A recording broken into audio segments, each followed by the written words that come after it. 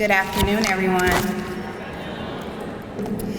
On the behalf of my entire team, and I just want to welcome you to our Breast Cancer Awareness Luncheon. Thank you for being here today.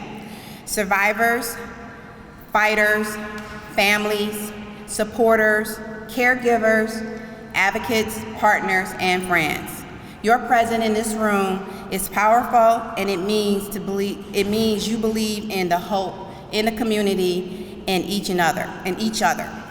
Today is about more than statistics and stories. Today is about faces, names, and journeys. It's about the women and men who heard the words, "You have breast cancer," and answered, "I'm not giving up." It's about loved ones who show up at appointments, ask the hard questions, learn the medical language, and say, "You don't have to go through this alone." It's about those we carry in our hearts. We honor them not with silence, but with action, with research, with early screening, with supports from family, with love that doesn't fade away. Breast cancer touches every part of life: physical, emotional, financial, spiritual. And that is exactly why spaces like this matter. When we come together, we remind each other, you are seen, you are supported, and you are worth fighting for.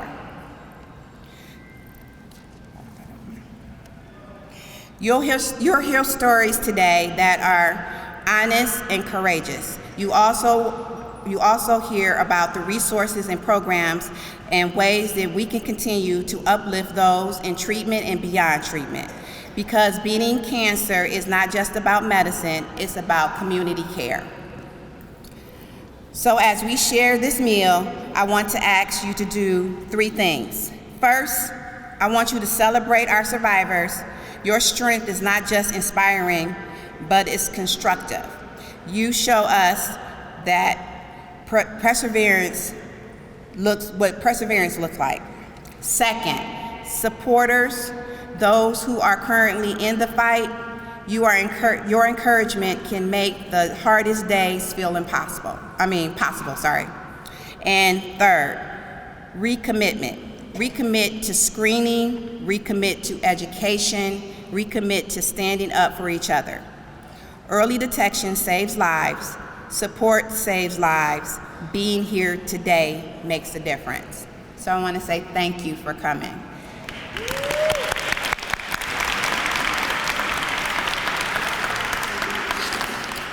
So usually I don't do a speech, but I thought this year I'd be different. So we have 2 dynamic speakers coming up today to talk to you about their journey, and we also have someone here to talk to you about what new resources and what new medical treatments they have for breast cancer today. We have someone from University Hospital. Thank you so much, and enjoy the program.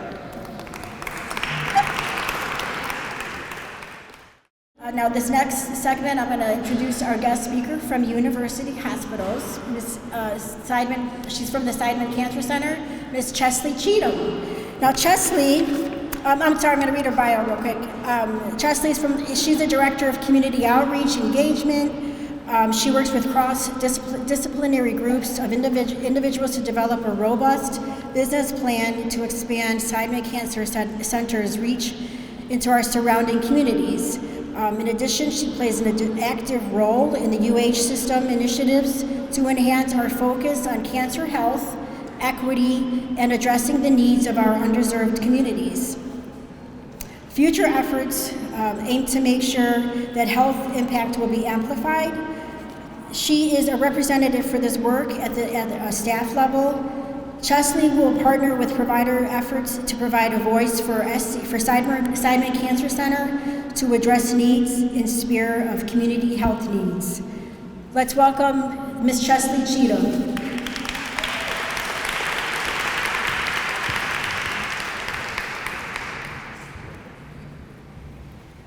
Thank you so much, Patty.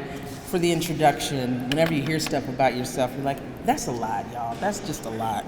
I'm so happy to be here. So thank you so much to the organizers, to Patty, to Kelly, to the City of Cleveland, to you all for being a part of this. It is a celebration. We're gonna talk a little bit about breast cancer. We're gonna talk about breast cancer awareness. We're gonna dispel some myths, and we have some IT issues, so you'll see my colleague Sarah resetting our computer from time to time. But it's an honor to be here. I know some of you, and I hope to know more of you before I leave. A quick round of applause for our honorees. I did meet one person, but let me introduce them if we haven't. Barbara, Kimberly, Sophia, Ursula, Stephanie, Sonia, Michelle, Lucia, Angela, Carolyn, April, Natalie, and Sydney. So thank you for doing what you do and being honored. It is certainly a privilege to see you and have impact in this way. So let's talk a little bit about breast cancer awareness. Again, thank you to Patty for introducing me. I am the Director of Outreach and Engagement for Seidman Cancer Center, so part of University Hospitals. And it would not be me if I didn't have an engaging moment. So if you would indulge me and raise your hand if you have breasts, or breast tissue, or breast tissue. Okay, keep them raised, all right. Raise your hand if you are old enough to receive a mammogram. 40 and up, okay. Keep it raised if you've had a mammogram. Keep it raised if you've had more than one mammogram. All right. Keep that raised if you've had an abnormal mammogram.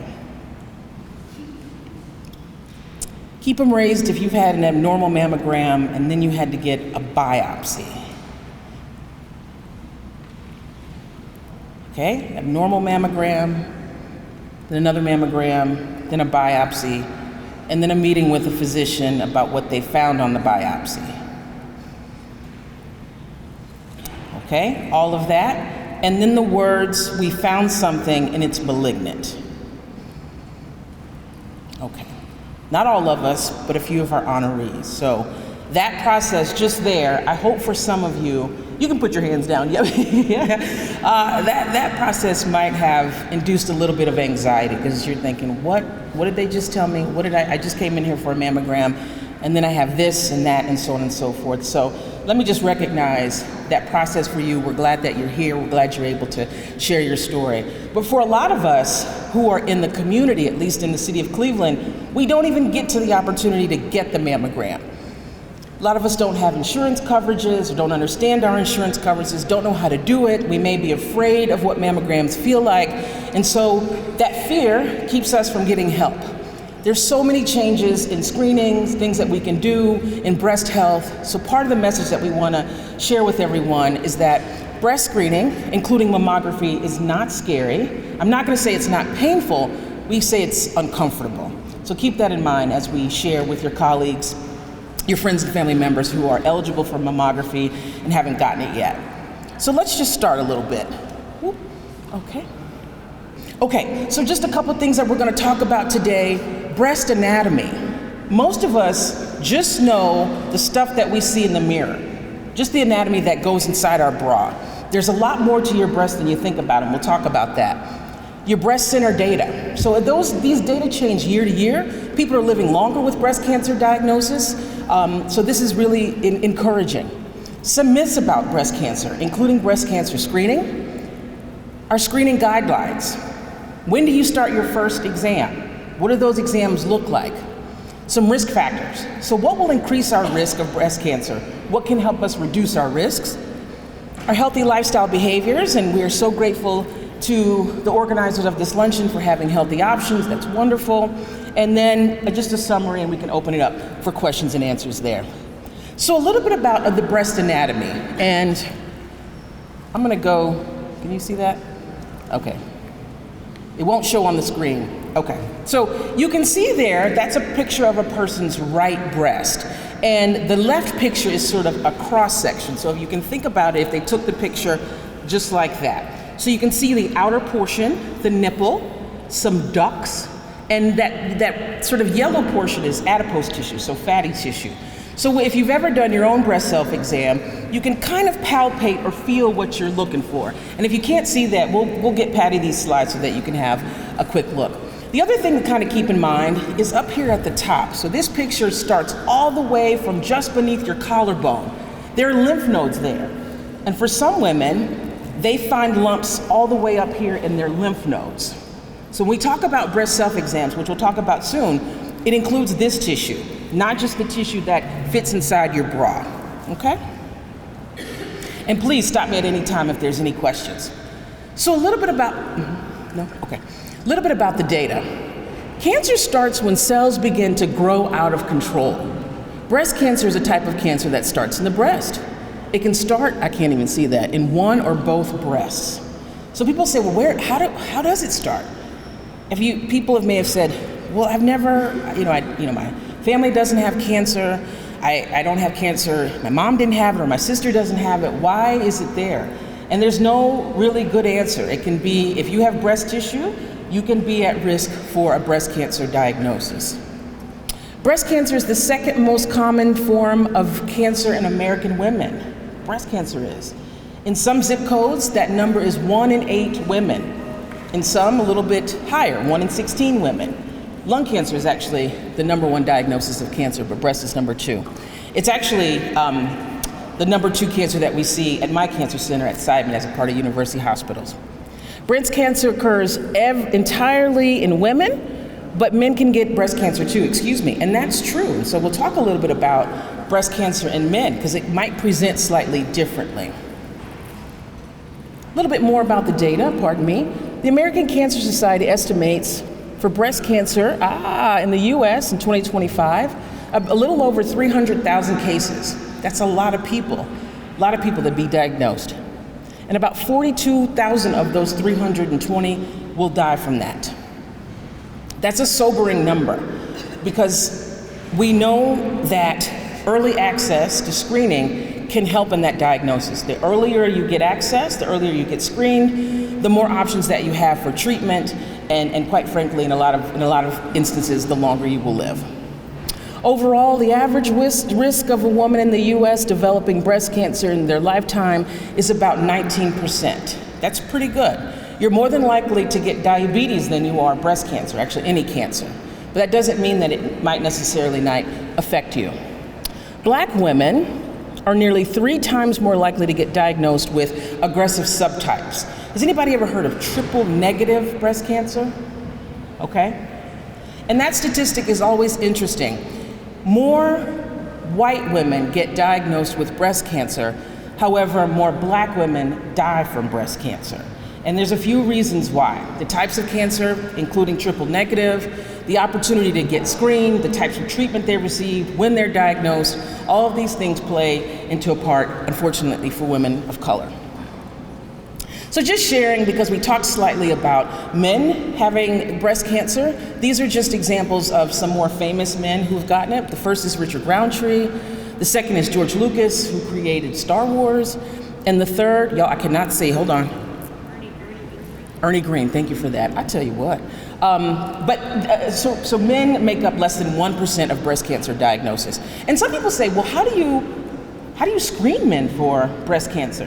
You know, they don't have as much breast tissue as some women, so do they get a mammogram? And they do not. Some of that screening looks like an ultrasound, so we have different ways to do that. Palpating or feeling breast lumps for men in their breast tissue is slightly easier because it's not as much there. So a couple of the myths that we have heard, and raise your hand, be vulnerable with me for the next 2 minutes if you believe this. And sometimes you believe what you believe because you don't know any better. I'm gonna move this over there. Can I do that, Patty? Let me see.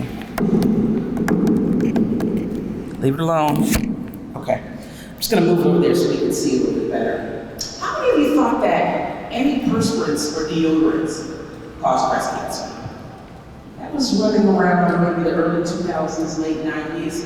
They were like, don't use the deodorant with magnesium and so on and so forth. They just set the record straight. There's been no correlation for that. We don't want you to come to work not smelling nice and tidy, so you don't have to worry about that. It might cause other irritations, but cancer, the risk is low. How about this one? Underwater bras. cause breast cancer. I believed that for years. Wasn't getting the support I needed in my bra. No correlation for that, okay? Consuming sugar will cause breast cancer. You heard that? That's a big one. That still kind of circulates. It's not. Hello? It's not necessarily the sugar that causes it. Obviously, sugar increases to different lifestyle choices, extra weight, so on and so forth, but not the sugar alone. Breast cancer is more common among women with larger breasts. That's a thought. Not true. Women with all size breasts have equal sort of opportunities there. Finding a lump on your breast means you have breast cancer. No. Let me repeat that. Finding a lump, in fact, if we all did our breast self-exams today, most of us would find that we have a lump in the breast. Just because you have lumps doesn't mean you have breast cancer. Okay? If you have a family history, you're more likely to develop it too. Not necessarily, and that's a tough one, because we find a lot of people, actually around 20%, who do not have any family history of breast cancer in their families. So a couple of things about screening guidelines. Many of you are familiar with your mammography, your guided breast exams that your clinician will do for you, but let's just talk about who gets them. How old do you have to be to get a mammogram? 35, 40? Somebody said 19? Could be. It depends. So most insurers start mammography at 40 years old. However, if your first relative, like your mother, developed breast cancer at an age 45, you can start receiving, you as the donor can start receiving mammograms 10 years before the date of her diagnosis. So if she was 45 when she was diagnosed, you will start receiving mammograms at 35. If she was 40, then you're 30. Or if you have additional risk factors. So for most women, that's 40, the first one. For some, it's 35 if there's risk factors. And again, if you have a mother who developed breast cancer, it might be sooner for you. Okay? Women with a family history of cancer may be advised to get screening earlier. That's true in terms of talking about your risk. But part of your screening, one is the mammography machine, so you have to put your breast tissue in the machine and get very uncomfortable. You have to do that, and they say scoot your butt back and you do this kind of thing, but the whole thing takes about 15 minutes. But the other portion of that is a clinical breast exam, so that's probably something that your gynecologist does for you, nurse practitioner, usually before you get the screening there. Anybody have horror stories from mammograms? I hope not.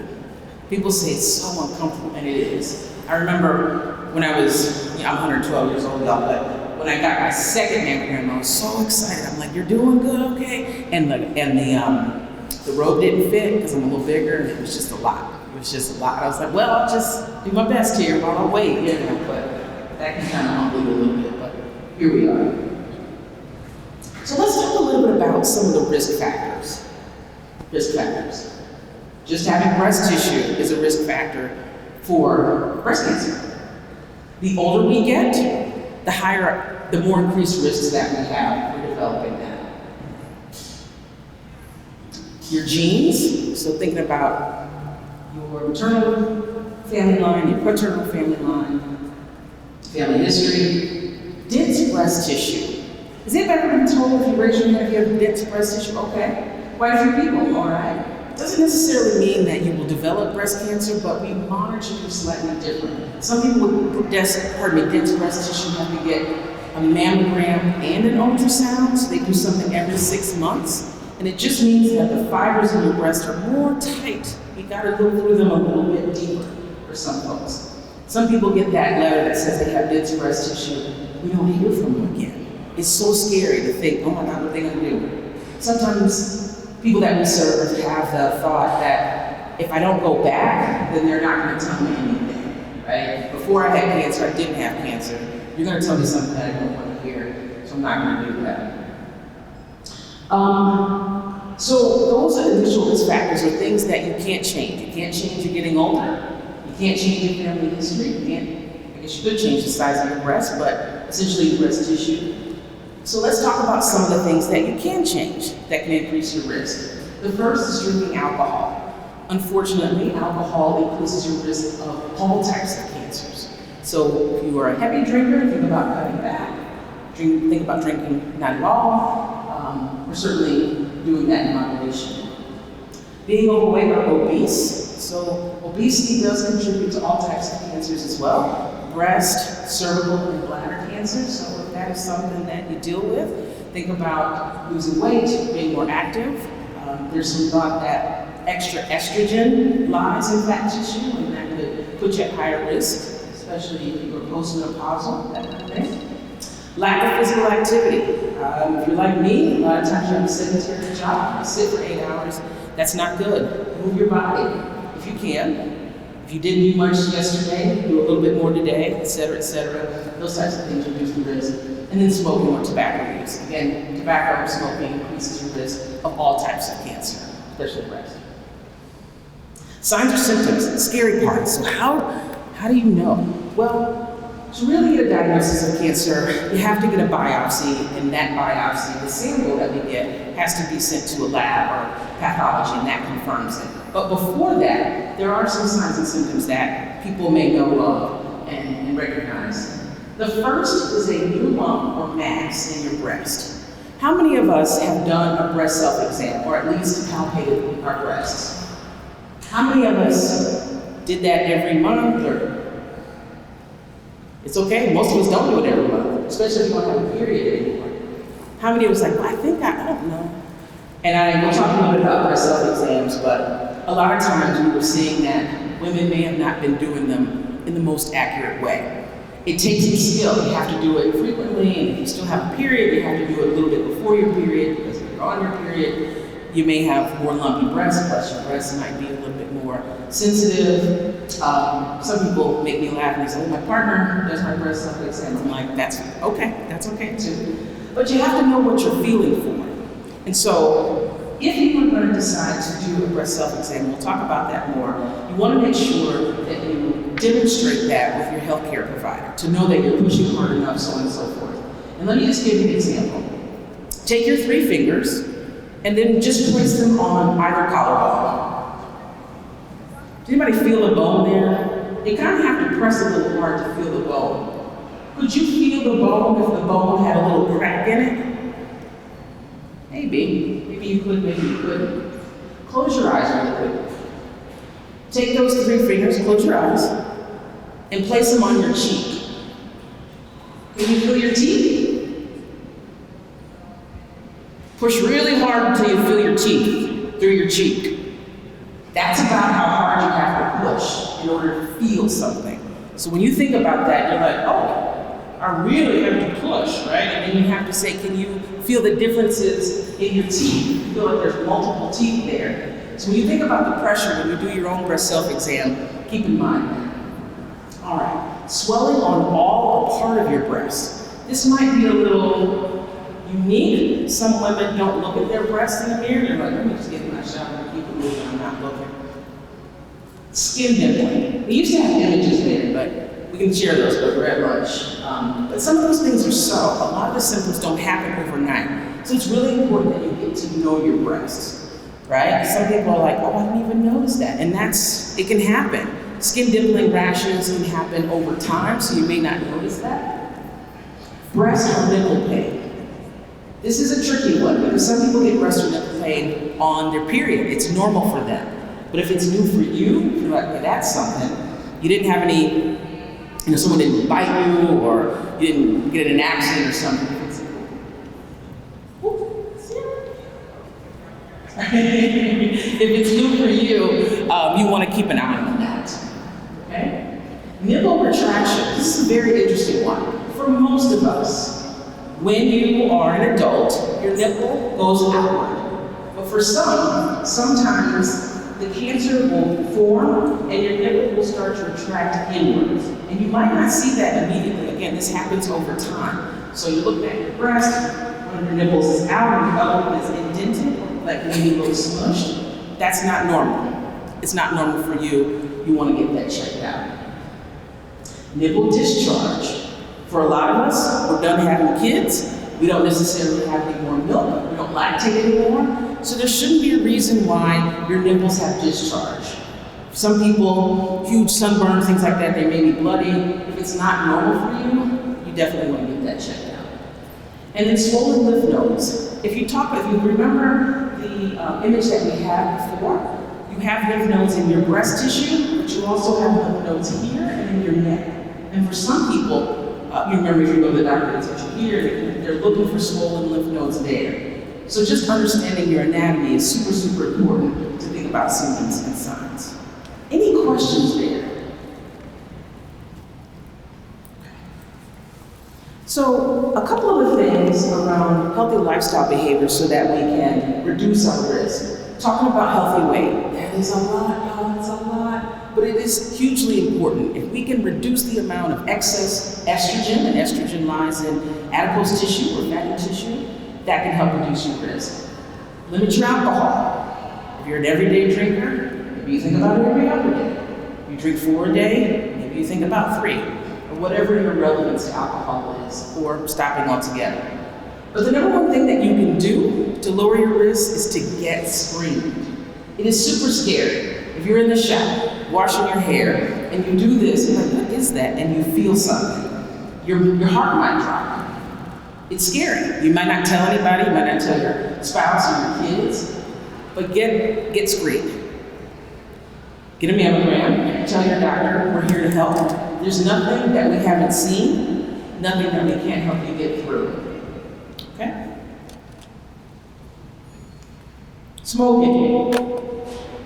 The numbers are getting better in the city of Cleveland, but at one point, about 30% of our population smoked. It's lower now, which is good, but certainly quitting smoking can help to reduce your risk. Same thing about eating healthy. Fruits and vegetables. Make that cover your plate more than meat, everybody knows that. And then being active. If your goal, maybe 10,000 steps is too much, mine is actually 6,000 steps, but whatever that is, keep moving. It's important to do that. So let me just stop there and open it up for questions. Any opportunities to learn, dispel any myths, understand where to go? Any questions? Yes, ma'am. I always heard, and this is probably a little biased here. Okay. I always heard that if you nursed your babies, your chances of getting breast cancer were reduced. There was some truth behind that. I'm not sure the percentages, but you're right. Those who have nursed do have a smaller chance of developing breast cancer. And it's something about the hormone load, right? So when you get pregnant and your hormones are super, super high, and you have a baby, they go down, breastfeeding will help sort of regulate some of those hormones, which we think give people a preventative, sort of protective factor. But of course, there have been people who breastfeed who develop that. And it is a slight risk reduction there. Any other questions? Yes, I'm sorry.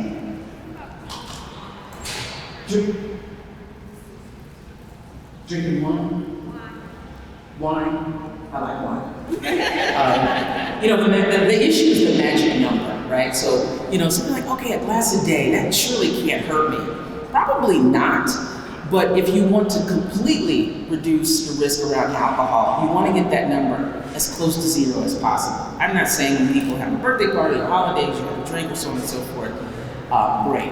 If you drinking wine gets you to walk another mile, I probably would say drink the wine, right? If that gets you to get enough courage to encourage your family members to get screened, have that glass of wine. The thing is excess, right? So alcohol increases our risks of lots of things, not just cancer. Oh, yeah, go ahead.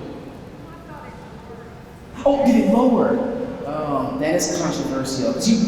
Some people have heard, I heard red wine. I heard red wine is the thing that lowers risk. We're learning more and more that it doesn't. It does not. So any alcohol use can increase your risk. I wish it were, because I do love red wine, but you have to take it as it is and see what that risk is for you. Any other questions? Okay, we'll be around. Thank you so much for your time. Appreciate it. Thank you, Chesley. Next.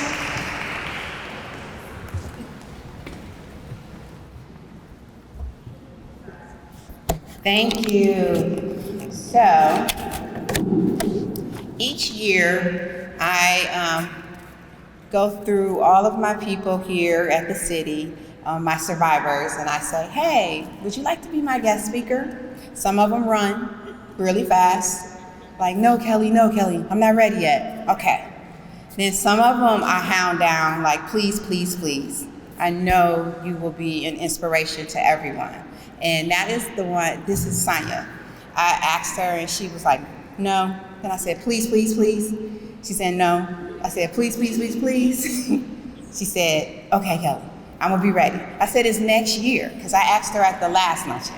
So, and then every day, she'd be like, Kelly, what I gotta do? I got you, we got you, we got you. So, I am super excited for her to tell you her story. She is amazing. She's in community relations, which you know, that is one of the best departments here at the city. They do a lot for this community.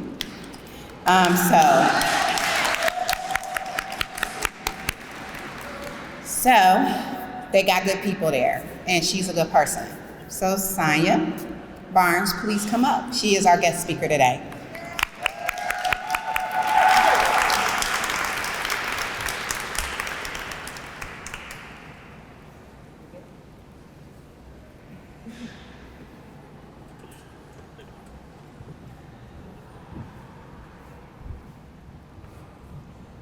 Good afternoon, everyone. I know y'all don't heard good afternoon so much, but first I want to give God honor as being ahead of my life. Thank God for giving me another chance to stand here today as a 6-year survivor.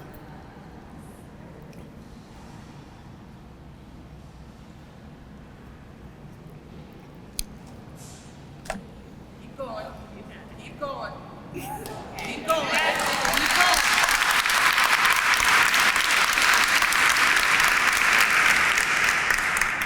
I would like to start with a little bio. My name is Sonia Barnes. I have been an employee with the City of Cleveland for 2 years. I am a survivor of 6 years. I am passionate about people. I value connection, empathy, and understanding others' perspectives.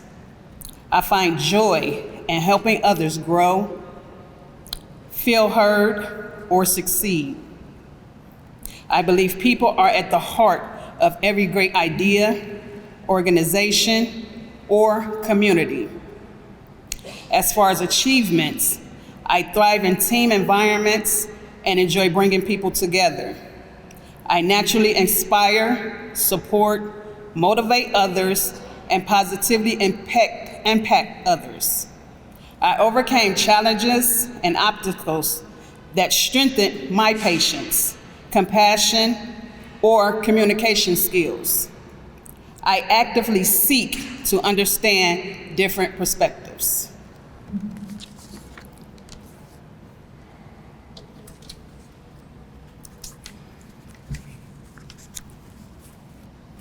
So I will start as an introduction. I am the second oldest of 8. My mom was blessed to have 6 girls and 2 boys. And I was blessed to be a mother of 8. I have 4 girls and 4 boys. And truly to be blessed as a grandmother of 17, and that's out of 5 of my children. Cancer has had a significant impact on both sides of my family. My mom was diagnosed with breast cancer in her 40s, and she is a survivor. She was blessed to see 73 years old this year in August. My dad, on the other hand, had colon cancer and sadly passed away. At this time, I would like for my mom to please stand.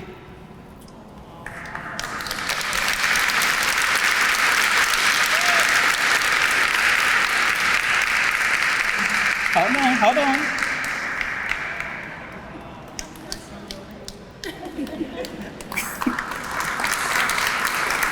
I love you. Also at this moment, I would like for Janea Basie to please stand.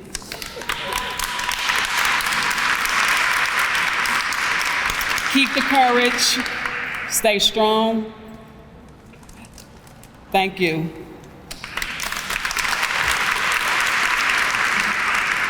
So now I will start how I started my journey. It started as me attending my yearly routine exam in January of 2018. My physician performed a complete breast exam, and during the exam, no lumps were found at that time. During my appointment, my physician asked if I ever had a mammogram completed. I stated no. She said, "Oh, well, it's your time. You're old enough." So I scheduled my exam. My first mammogram was January 31st, 2018. When the test was performed, my first mammogram was January 31st. Wait a minute, hold on, I'm sorry. When my test was performed, I left after the testing and received a phone call a few days later stating that I needed to return for another appointment. And while waiting for the upcoming appointment, February 7th, 2018, I completed my own breast exam myself, and I felt a lump the size of an egg, which came out of nowhere. And I was like, wow, this is why they want me to come back. I was stunned. Was I scared? Yes. After the mammogram, a biopsy was taken on February 19th of 2018, which the results confirmed triple negative breast cancer. Triple negative breast cancer is an aggressive invasive breast cancer subtype that's unaffected by hormones or the HER2 gene. It is named triple negative because cancer cells lack estrogen and progesterone receptors and produce too much or no HER2 protein. An appointment was scheduled afterwards to meet with the oncologist to discuss the next steps. Then after listening to the oncologist with my family, I started to cry and stating I didn't want to do it. I asked the oncologist if I didn't go through with it, what would be my outcome? And he stated that if I didn't, it would be all bad, that it would spread throughout my body, and the only thing I could think about at the time was my children and my grandbabies needing me. During the appointment, the oncologist stated that I would have to go through chemotherapy, which would be aggressive, and then radiation. And I had to make a decision on whether to have a port inserted or to take the treatments intravenous. Before chemo treatment started, I did research and decided to have a port inserted for treatment. The oncologist stated that I would lose my hair, and it would take at least 3 weeks to a month before my hair will fall out, and it may grow back and it may not. As I started my chemo treatment, which was April the 17th, 2018, after that treatment, I was admitted in the hospital for 10 days. As I returned weekly for chemo treatments, my blood sugar had elevated to a dangerously high level of 587, where it could cause me to have a diabetic coma. I lost vision. It would go away, then it would come back blurry, which was continuously. I developed blood clots in my lungs and in my calves. I experienced other health issues that required surgery that couldn't be performed due to it affecting the chemo treatments. I struggled with breathing and sickness every week after a treatment. It seemed like when I was completed with a weekly treatment, a day before the next treatment, I felt good. After a treatment, I would keep returning to the hospital due to not feeling well. The oncologist became aware of the hospital visits. After treatments after a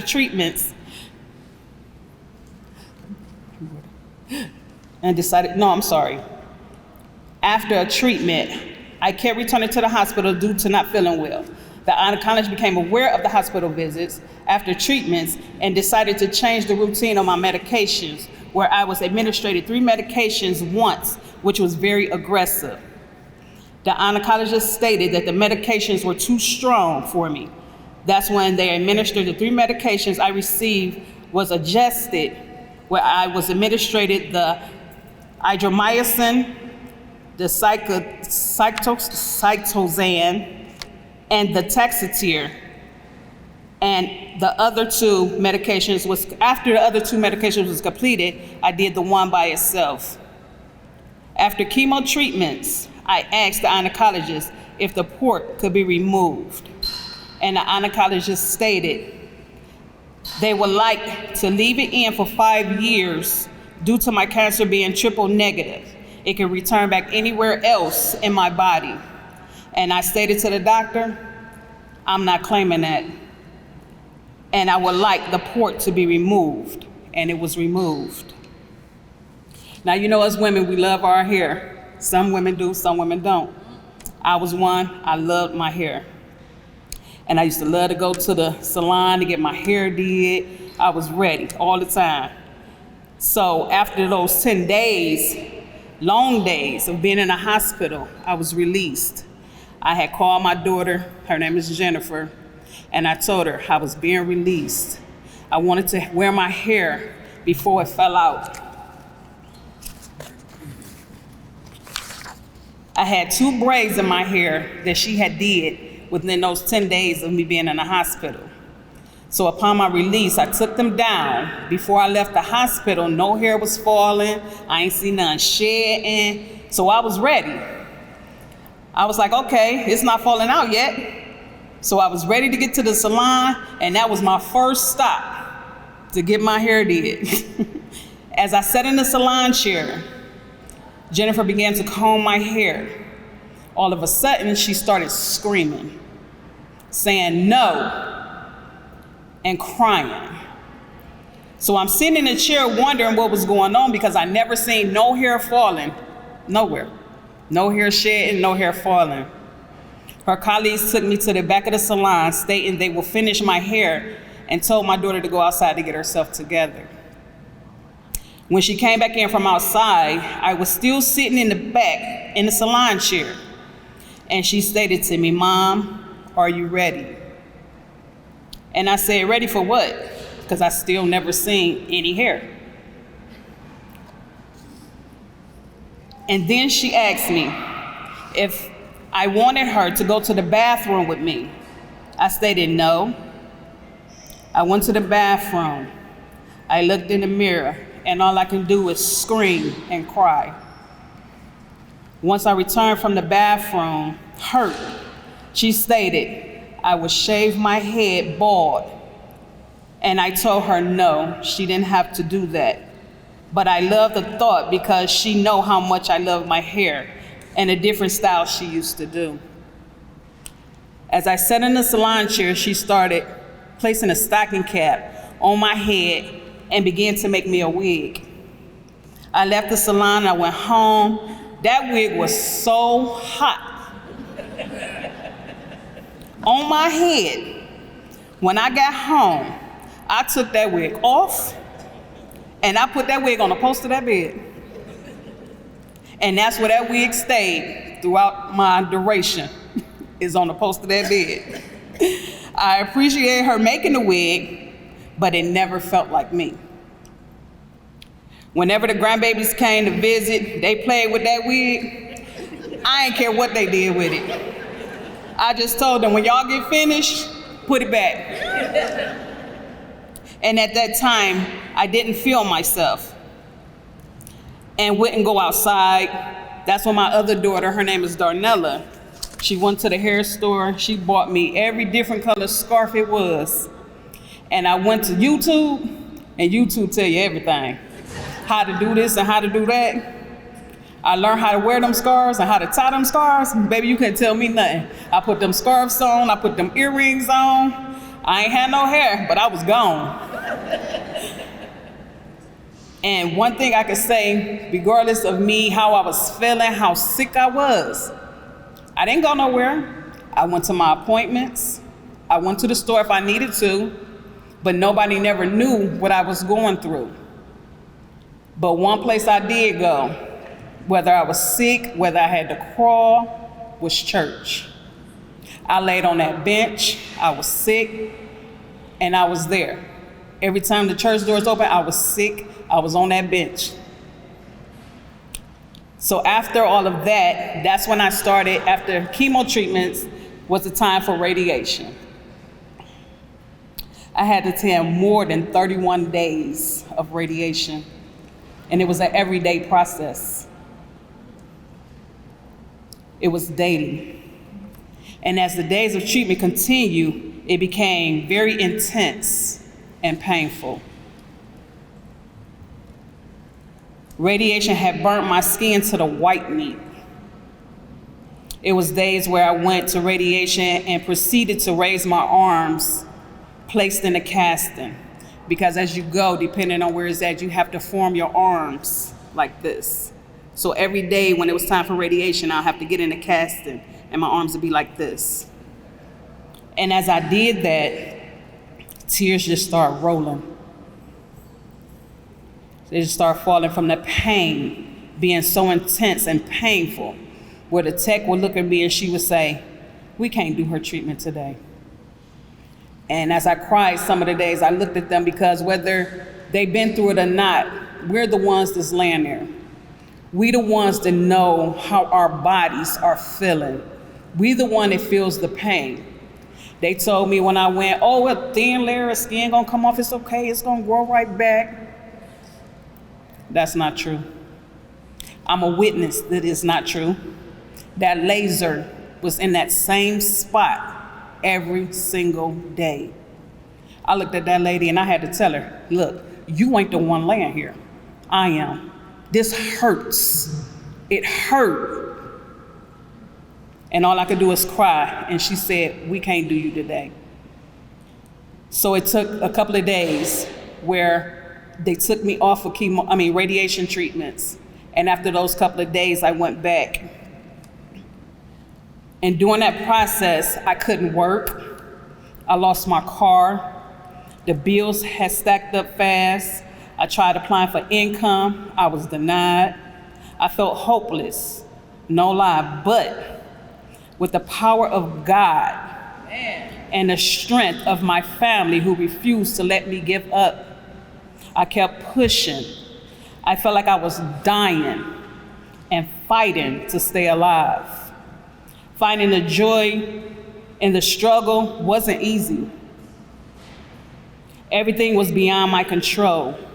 But one thing I do know is that prayer, faith, and trusting God works. There was no eviction. There was no disconnections. And there was no surrendering. I'm a living proof that God will make a way. My family support was my children, my grandbabies, and family. My family, they became my strength. Their love and their positive, encouraging words kept me fighting. This is when we get to the bell moment. The last day of my radiation, the doctor asked me, she said, "Did you think that you can go through with this? Or if I thought I would have completed the treatments?" And I stated no, because it was so intense and pain every day. She asked, was I ready to ring the bell? And I looked at her. I said, "What bell?" She stated, "If you don't ring it, I will." And I'm still stuck wondering, where is this bell? Because I'm thinking it's right there in the vicinity. And she said, "Follow us." And I went out in the hallway, and there was the bell. On the wall, I had no idea that that bell was right there. I walked past that bell every single day and never noticed that bell on that wall. I was in there every time I went, I was in there to hurry up, get me in, get me out. And I rang the bell, symbolizing treatment completion. Tears began to fall for relief and gratitude. I felt like a survivor.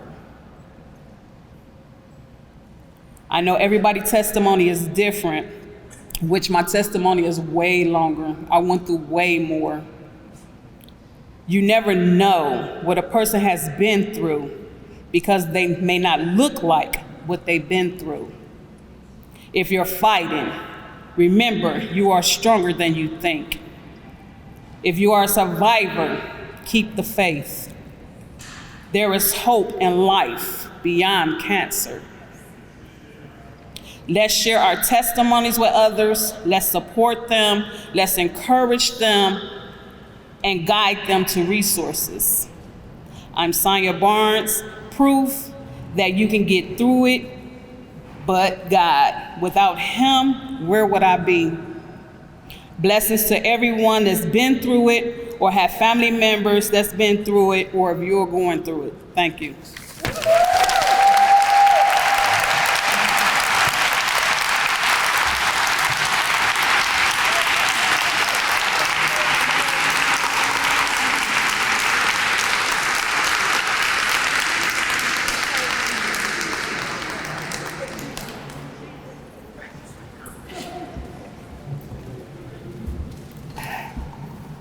Thank you, Sonia. Can we give her another round of applause?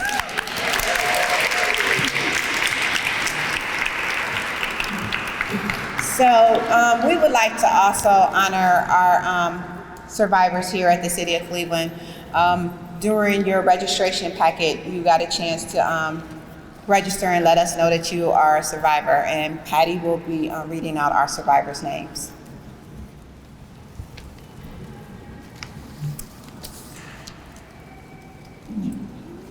So when I call your name, you want to stand up and come up to the desk, to the table over here. Barbara Esperon.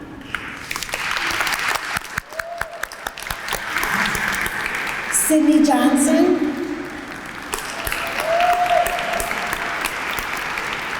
Kimberly Johnson.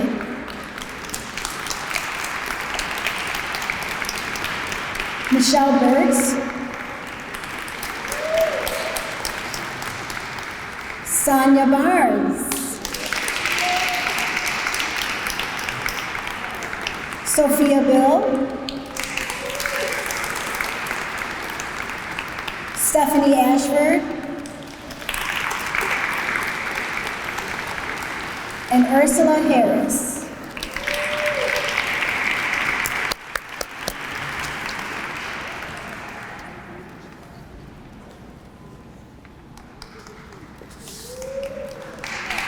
Let's give another round of applause for everybody.